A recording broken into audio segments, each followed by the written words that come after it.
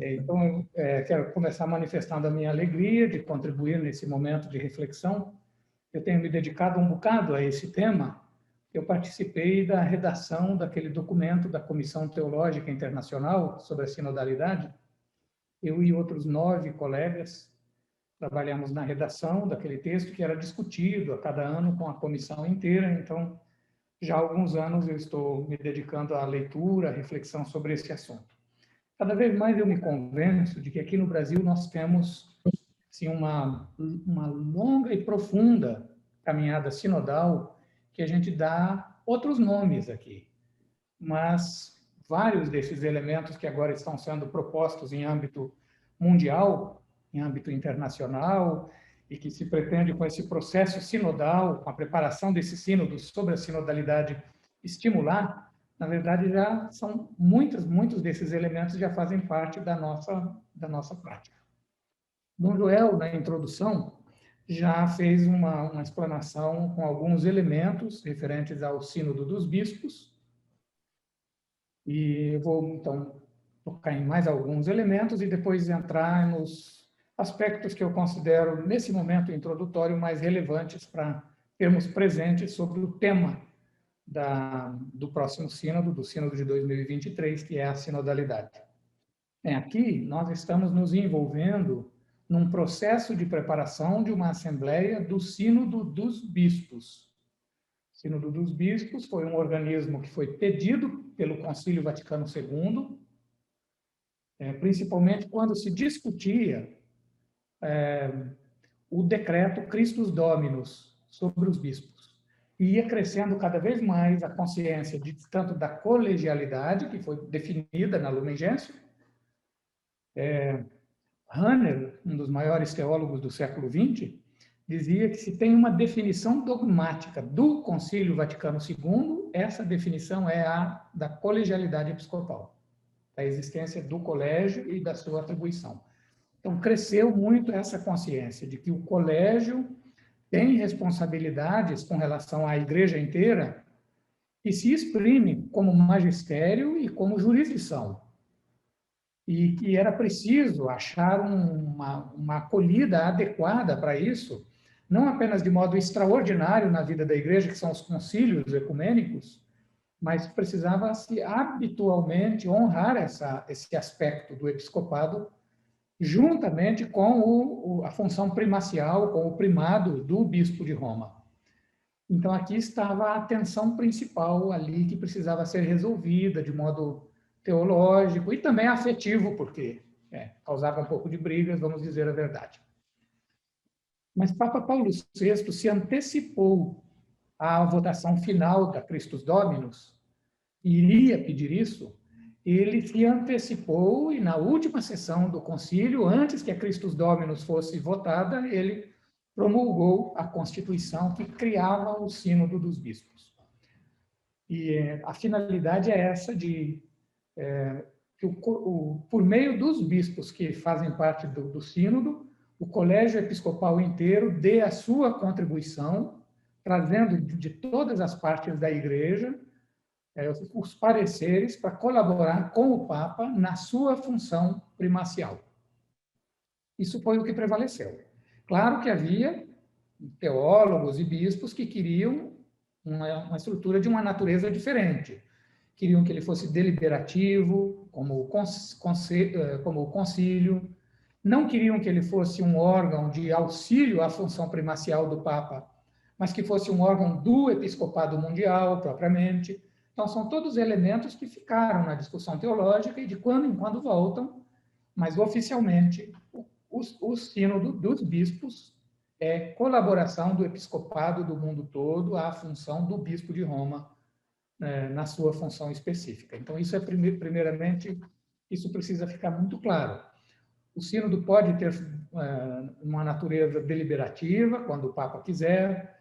Mais recentemente, isso é novidade de Francisco, a decisão, o documento final do sínodo, se o Papa quiser, ele pode assumir como parte do seu magistério, pode assumir, mas ele não é obrigado a fazer isso. Então, e a consultividade do sínodo dos bispos não é propriamente uma fragilidade da estrutura sinodal, pelo contrário, A minha opinião é que se trata justamente da sua beleza e da sua força. Mas isso a gente pode voltar depois. Já era uma praxe que o Sínodo dos Bispos fosse preparado por uma consulta ao mundo todo, a todas as igrejas particulares.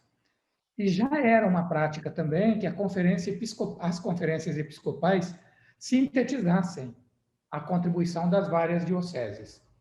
Mas isso não era organizado como agora está, a partir da Episcopalis Communium e a partir do que foi decidido como processo de preparação para esse sínodo. São elementos que já eram presentes na praxe sinodal, agora ganham grande relevo, grande destaque e fortalecem o processo sinodal. Eu mesmo, enquanto estive na CNBB, contribuí para fazer síntese de 3 sínodos, para 3 assembleias sinodais. Era uma coisa maravilhosa aquela experiência, de ficar lendo o que vinha das dioceses. A preparação do sínodo de 2014 sobre a família, então, foi uma das que mais teve respostas, segundo o que constava nos arquivos da CNBB. Algumas coisas ficaram claríssimas. Por exemplo, familiares consórcio é um divisor de águas na organização pastoral da igreja no Brasil com relação à família. Isso foi uma coisa assim que veio de todos os lados. Ou seja, esse processo de escuta das dioceses permite uma compreensão de aspectos da igreja assim fundamentais. Bom, dessa vez, então, isso ainda vai ser orientado. A constituição dessas equipes, dessa equipe nacional, vai certamente dar um grande relevo ao papel da conferência na preparação do sínodo. Não vai ser simplesmente fazer síntese e eleger bispos representantes do episcopado brasileiro no sínodo. Está sendo pedido, inclusive, que a próxima Assembleia discuta aquilo que vem ou seja, entra nas pautas das Assembleias Gerais agora a temática. Então, as engrenagens do processo sinodal vão se ajustando de modo muito, muito bonito e muito forte com a preparação dessa Assembleia Sinodal. A Assembleia do Sínodo dos Bispos ela é composta pelos padres sinodais, pela Secretaria do Sínodo, por auditores, delegados fraternos ou convidados fraternos de outras igrejas cristãs e por peritos. Padres sinodais são os bispos, que são eleitos, em sua grande maioria, pelas conferências episcopais, como representantes. Cada conferência episcopal tem direito a um. E depois, as conferências episcopais maiores, conforme o número de bispos que tem no país, podem mandar 2 até 3, como é o caso do Brasil. E o Papa, depois, ainda escolhe outros. E, em geral, ele escolhe, das conferências episcopais maiores, alguns a mais ainda, para que, numericamente, as conferências sejam bem representadas. Então, além dos eleitos pelas conferências e escolhidos pelo Papa, também os prefeitos e os presidentes dos dicastérios da Cúria Romana, das congregações, dos conselhos, eles participam ex officio. Aí são os padres sinodais, são os que têm direito a voto. Dessa vez, tem uma irmã que terá direito a voto no Sínodo dos Bispos, uma canadense, e é subsecretária do Sínodo dos Bispos. Então, pela primeira vez, uma mulher terá voto no Sínodo. Depois tem aquela outra categoria de auditores, então são pessoas convidadas que estão ligadas diretamente à temática de que o Sínodo trata. Essas pessoas não têm direito a voto, mas têm direito à palavra. O Sínodo escuta essas pessoas. Depois tem os delegados fraternos, representantes dos ortodoxos, de várias igrejas protestantes. Também eles têm direito à palavra no sínodo, mas não a voto. E, por fim, tem os peritos, que auxiliam a Secretaria do Sínodo dos Bispos, são teólogos e teólogas, que não têm direito nem à palavra nem ao voto. Eles trabalham nos bastidores, mas ficam lá escutando toda a discussão e, à noite, quando os padres sinodais vão descansar, eles vão trabalhar para fazer a síntese, como quem já participou de Assembleias Gerais da CNBB, né, Dom Joel? Como perito diversas vezes, sabe muito bem, no tema central, como é que a coisa roda. O mundo todo como dizem os italianos, tutto il mondo è paese. O mundo se parece, né?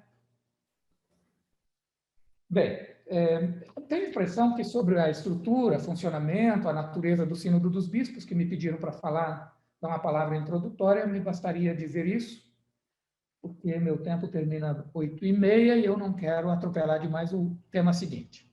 Mas acho que ao final poderemos ainda interagir um pouquinho. Bem, nós vamos ainda receber da Secretaria do Sínodo dos Bispos, e isso é muito aguardado para o próximo mês, vamos receber um instrumento de trabalho para que as circunscrições dioceses, prelazias, possam trabalhar. Então, nós estamos imaginando que virão ali elementos também teológicos sobre a sinodalidade, além do questionário que costuma vir. E ali isso vai nos ajudar, certamente, a ter uma síntese de como é que a Cúria Romana, como é que a Secretaria do Sínodo dos Bispos está pensando a sinodalidade. Mas nós temos alguns referenciais e quem quer estar bem ao par disso precisa ler.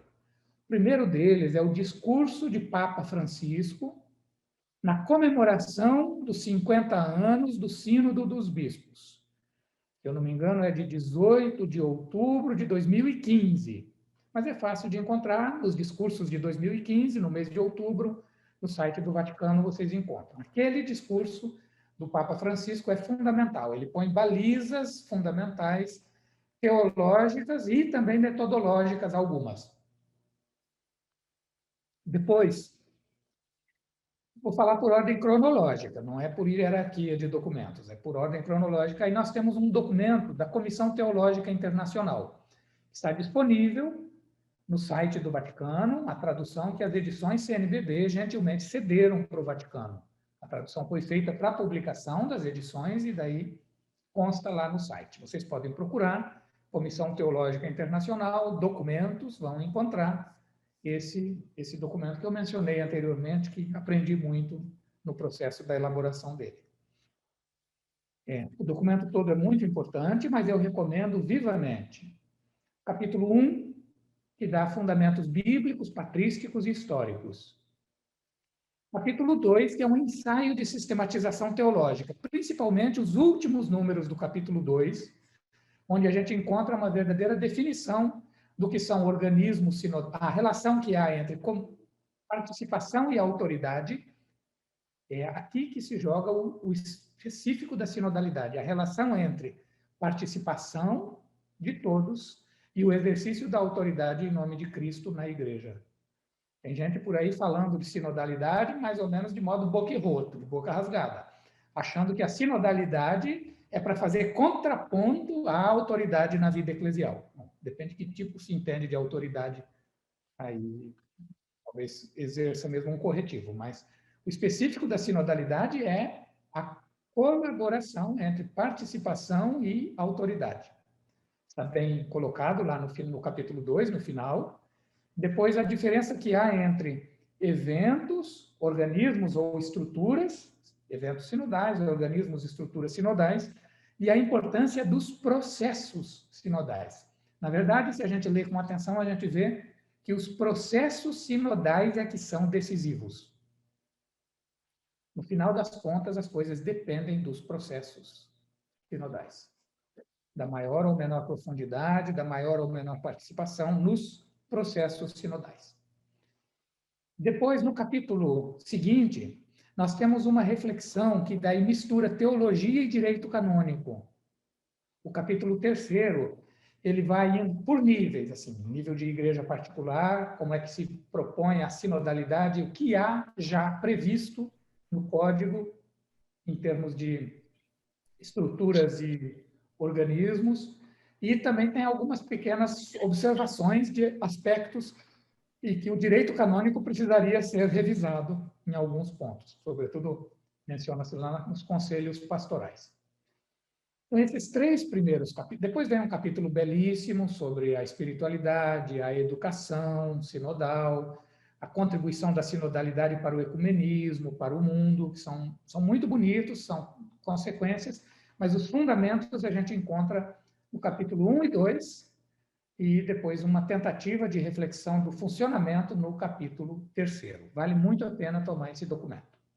E, por fim, como já Dom Joel mencionou no começo, o documento com o qual o Papa Francisco reformou o regimento do Sínodo dos Bispos, que é Episcopalis Communium, antes de vir as normas, que foram mudadas, tem uma fundamentação teológica de uma página e meia, muito densa, muito bem arranjada, que também funciona como uma síntese de teologia da sinodalidade.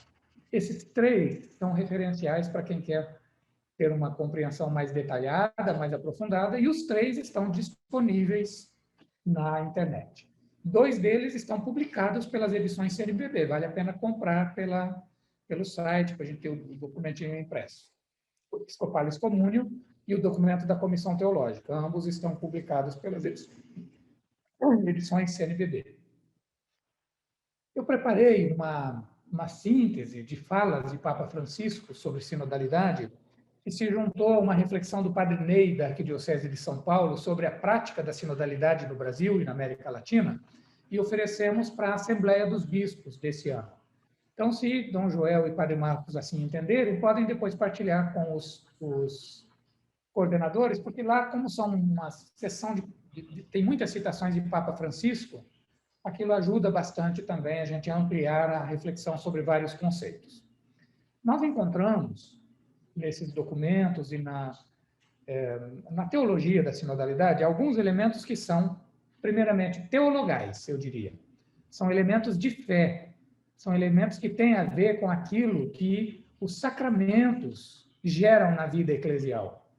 Então, por exemplo, o sensus fidei, o senso de fé dos fiéis, cuja fonte é batismo, cujo alimento contínuo é a Eucaristia, cuja prática é o caminho pastoral das igrejas particulares. Isso aqui é mais que teológico, isso é teologal. É aí que se funda, isso é dádiva divina, isso é graça de Deus, é dom do Espírito Santo. A teologia tem que refletir sobre isso, mas isso não é teológico, é mais que teológico, é teologal. Depois nós temos, então aí estão os elementos espirituais, carismas, o discernimento do Espírito Santo. Então, está nesse nível teologal. Depois temos níveis propriamente teológicos da sinodalidade. É a nossa compreensão de igreja, é a nossa eclesiologia, é a nossa teologia do ministério ordenado, dos ministérios não ordenados, é a nossa teologia da comunhão e da participação. Todos esses são elementos conceituais, teológicos, que são chamados em questão num caminho sinodal. Comunhão e participação, fundamentalmente, mas aí com todos esses elementos. Eu coloquei eles abaixo dos elementos teologais, como é natural que sejam. A teologia está abaixo do que é espiritual, do que é substancial, e reflete sobre isso. Mas esse abaixo não é para dizer que não tenha importância. A clareza teológica é fundamental. Senão a gente pode, por causa de ideias e de vontades e de projetos, por aí a gente pode distorcer o caminho sinodal. Como, aliás, Papa Francisco faz alertas muito claros a respeito desses riscos no caminho sinodal.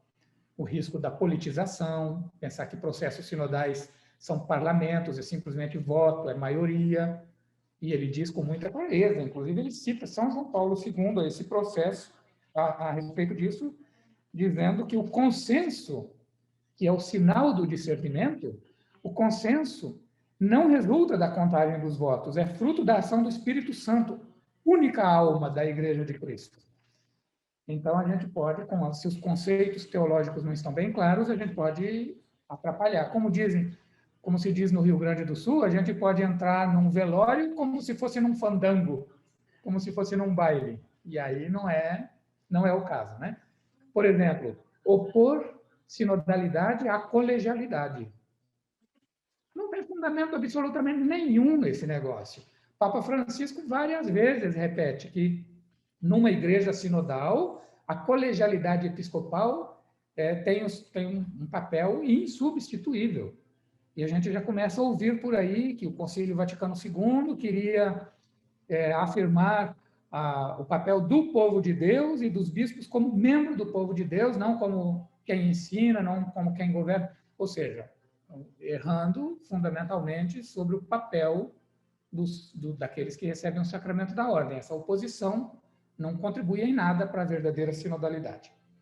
Só para dar um exemplo de como a clareza das noções teológicas é fundamental. E depois vem os elementos metodológicos.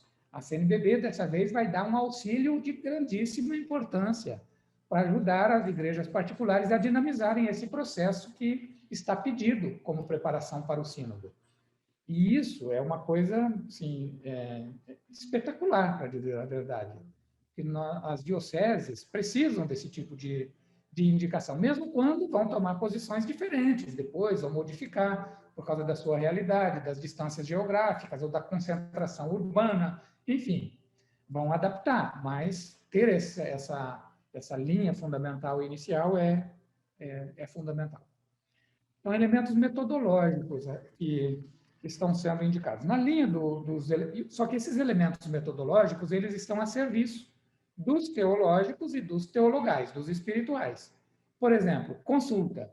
Consulta é um instrumento metodológico, mas a consulta está a serviço de uma atitude fundamental, que é a escuta. A irmã Teresinha selecionou uma frase muito bonita do Papa sobre a escuta. Mesma coragem que a gente tem que ter para falar, tem que ter o equivalente de humildade para escutar. Isso o Papa vem falando desde a preparação do Sínodo de 2014, que foi o primeiro dele. A parresia da fala e a humildade da escuta, né? Então, a consulta é um instrumento a serviço da escuta.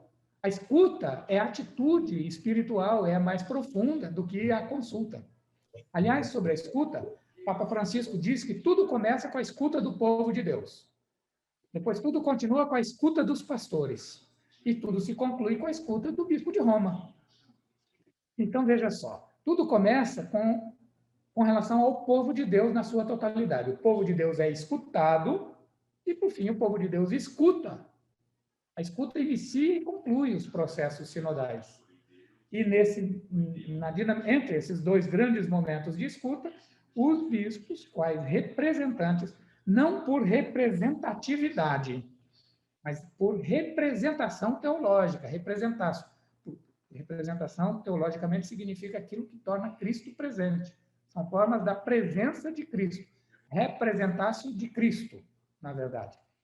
Então, como representantes, eles são porta-vozes daquilo que escutaram, os fiéis a eles confiados. Padre Marcos Vinícius Rosa solicitou controlar minha câmera. Aprovei. Veio, aqui está escrito isso. Deixei controlar. Padre Marcos Vinícius Rosa. Pode controlar. É para me avisar que está terminando, né? Falta 1 minuto para terminar meu tempo. Eu estou aqui controlando também, viu? Então, que estejam bem afinados os elementos metodológicos, sobretudo esses de escuta, com as atitudes espirituais e a fundamentação teológica é fundamental no sínodo. Para o início de tudo, a Secretaria do Sínodo pediu das igrejas particulares 3 coisas, que começam no começo de setembro. Pediu um momento de oração para dar início. O Papa Francisco não se cansa de destacar esse aspecto da importância da oração. Introduziu silêncio na sala do Sínodo dos Bispos a cada 5 falas, para que cada um não apenas lembre as falas dos outros, mas examine que ressonâncias as falas tiveram dentro enquanto escutava. Depois ele destaca a importância dos momentos de oração, ele chama de oração coral, de oração coletiva, comunitária, a intronização do evangeliário. São todos elementos que mantêm viva na igreja a convicção de que a gente não apenas escuta uns aos outros, mas nós escutamos fundamentalmente o que o Espírito Santo diz à Igreja de Cristo. Então, tem um momento forte de oração, pedido, depois um momento de estudo, de reflexão, para depois se iniciar o processo da participação da igreja particular, os momentos da escuta. E, bem, não sei, acho que seria, para esse momento, acho que seria isso, não é, Dom Joel? Muito obrigado pela escuta de vocês. Boa noite a todos, alegria estarmos reunidos. Sou o Padre Júlio, religioso cruzo e assessor da Comissão Episcopal para a Cultura e Educação, da CNBB, falo de Belo Horizonte. Então, nossa a nossa partilha nesse momento, depois das sábias palavras aí do Monsenhor Catalã, para introduzir, né, essa dinâmica, como foi falado aí, das equipes diocesanas, que ganham uma importância nesse sínodo, no caminho de preparação para o sínodo de 2023, né, que começa mesmo com a formação das equipes diocesanas e o processo de escuta nas igrejas locais. Como o próprio tema central, né, por uma igreja sinodal, comunhão, participação e missão. Então, esse envolvimento das nossas comunidades, das nossas dioceses, é muito importante nesse caminho de preparação. A importância e a relevância do tema do sínodo na atualidade, e quando nós percebemos a realidade que vivemos também, uma certa oposição e rejeição a esse modelo de ser igreja que envolve, né, os batizados e batizadas. Então, isso nos motiva como equipes diocesanas num empenho maior, num envolvimento maior das nossas comunidades, das nossas paróquias, das forças vivas das nossas igrejas locais, nesse processo diocesano do Sínodo de 2023. Então, a Secretaria-Geral do Sínodo preparou, né, um esquema, né, para o Sínodo de 2023, um itinerário para a celebração nos próximos 2 anos, como o Dom Joel mesmo comentou aí, que vai ocorrer em 3 etapas. A primeira fase é nas igrejas particulares, que começa em outubro com a abertura e vai até março com a oportunidade de um pré-sínodo, né, de um encontro, uma pré-reunião sinodal nas igrejas locais. Uma segunda fase continental, com as conferências episcopais reunidas aí por continentes, que acontecerá em setembro de 2022 até março, e a terceira fase, que é a fase da Igreja Universal, que acontecerá em Roma, no Vaticano, em outubro de 2023. E nós vamos concentrar aqui um pouco da nossa conversa ao redor dessa fase preparatória diocesana, né? A fase preparatória tem como finalidade a consulta ao povo de Deus sobre o tema do sínodo por uma igreja sinodal, comunhão, participação e missão. Então, como o Monsenhor Catalã apresentou aí, indicando o caminho que nós vamos percorrer. E nessa fase preparatória, fase de escuta, o Papa Francisco, na Constituição Apostólica Episcopalis Communium, que fala sobre o sínodo dos bispos, né, de 2018, de algumas orientações, e a Mariana partilhou aí o link do Vaticano para acesso ao documento. Ele apresenta algumas motivações importantes para essa escuta, para essa fase de escuta nas dioceses. Vai afirmar a Episcopalis Communium, né? A história da Igreja testemunha amplamente a importância do processo consultivo para se conhecer o parecer dos pastores e dos fiéis no que diz respeito ao bem da Igreja. Assim, é de grande importância que mesmo na preparação das assembleias sinodais, receba especial atenção a consulta de todas as igrejas particulares. Continua. Nesta primeira fase, os bispos submetem as questões que se devem ser tratadas na Assembleia Sinodal aos presbíteros, diáconos e fiéis leigos das suas igrejas, individualmente ou associados. Sobretudo, pode revelar-se fundamental a contribuição dos organismos de participação da igreja particular, especialmente o Conselho Presbiteral e o Conselho Pastoral, a partir dos quais verdadeiramente pode começar a tomar forma uma igreja sinodal. Está no número 7 da Episcopalis Communium. E dentro, né, do texto, na parte, digamos assim, que estabelece a partir do Código de Direito Canônico esse processo de participação, vai falar sobre essa consulta do povo de Deus. A consulta do povo de Deus realiza-se nas igrejas particulares por meio das conferências episcopais. Em cada uma das igrejas particulares, os bispos realizam uma consulta do povo de Deus, servindo-se dos organismos de participação previstos pelo direito, sem excluir qualquer outra modalidade que aqueles julguem oportuno. Conclui dizendo: cada uma das igrejas particulares envia sua contribuição à Conferência Episcopal do respectivo território geográfico onde são inseridos. No artigo 7º vai falar sobre isso. E aqui, então, entramos aí na nossa responsabilidade, na missão que temos como equipes diocesanas. Dom Joel, no início, motivou muito que possamos pensar não em um responsável, mas pensarmos, como temos uma equipe nacional, também uma equipe diocesana para motivar esse caminho de preparação e do processo de escuta para o Sínodo de 2023. Na carta que a secretariado do Sínodo apresentou, eles indicam que nesse caminho de implementação dessa regra de consulta ao povo de Deus, cada bispo nomeará um responsável, ou como nós encorajamos, né, uma equipe diocesana da consulta sinodal, que possa atuar como ponto de referência e de ligação entre a Conferência Episcopal e que acompanhe a consulta da igreja particular em todas as suas etapas. E aí, essa organização dessa equipe tem que acontecer antes de outubro de 2021. E aí também cada Conferência Episcopal nomeará, por sua vez, um responsável, uma equipe também para ajudar nesse sentido. Então, as equipes diocesanas, ela tem aí, digamos assim, uma dupla missão, né? Primeiro, animar o processo de consulta na sua realidade, na sua diocese, e também, no segundo elemento, que é ser esse ponto de ligação, de comunhão também, com a Conferência Episcopal, ou seja, com a nossa equipe, com a CNBB. Então, esse é um pouquinho da missão das equipes diocesanas.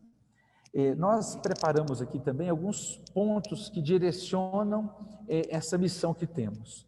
Né? Promover a animação do processo sinodal a nível diocesano. Promover o envolvimento de todas as forças vivas das dioceses. E aí aqui nós falamos das comunidades, das paróquias, das pastorais, dos movimentos, serviços, associações, da vida consagrada presente nas nossas igrejas locais. Então, envolver todas essas forças vivas para que participem ativamente deste processo de escuta. Promover experiências formativas sobre o tema do sínodo. O Monsenhor Catelan já indicou alguns textos aí importantes, e nesse sentido também, a CNBB, através do site, vai elaborar, vai oferecer alguma coletânea de artigos, de textos e também vídeos, para ajudar nesse processo aí de experiências formativas de subsídios para a reflexão sobre o tema central do Sínodo de 2023. E, por fim, organizar as atividades de abertura e reunião pré-sinodal, que são duas indicações para o Sínodo de 2023. Então, dentro desse escopo, né, da missão das equipes diocesanas, temos aí a celebração de abertura a nível diocesano no dia 17 de outubro, que é indicado pelo Secretariado do Sínodo dos Bispos. E apresentamos algumas sugestões, né, a missa de abertura, uma live a nível diocesano, motivando, momentos de estudo, elaboração de material de divulgação, com colaboração aí da Pastoral da Comunicação e outras atividades, de acordo com a criatividade, com a realidade de cada diocese. Lembrando que no dia 9 e dia 10 de outubro acontecerá a abertura em Roma.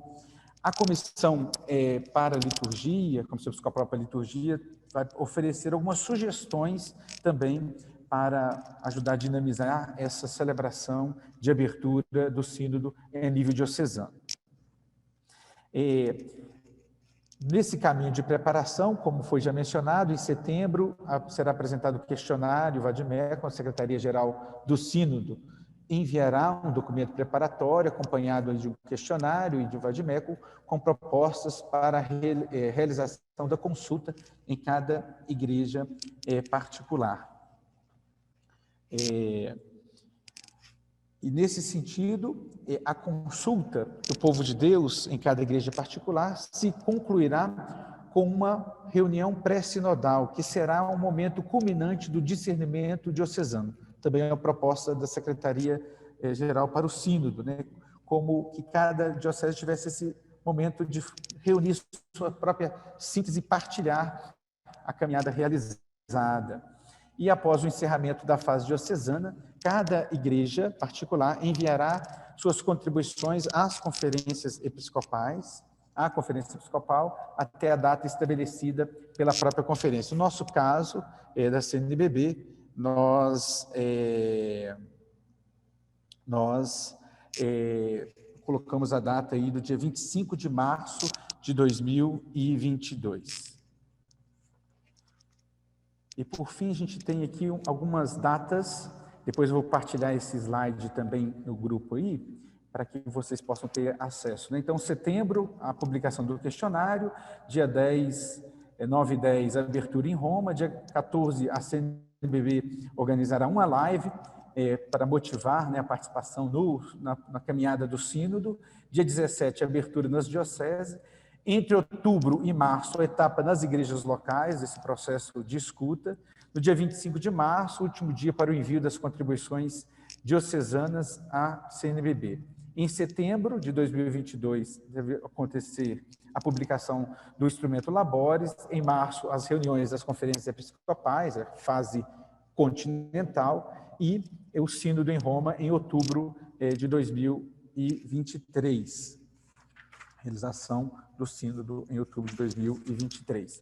E aí nós colocamos aí o contato, né, o e-mail criado para esse ponto de contato, um canal de comunicação entre a equipe nacional e as equipes diocesanas, sínodo_2023@cnbb.org.br, para dúvidas, para sugestões, e também para nos apresentar de que forma a equipe nacional, né, pode também colaborar com as equipes diocesanas e a gente manter esse contato.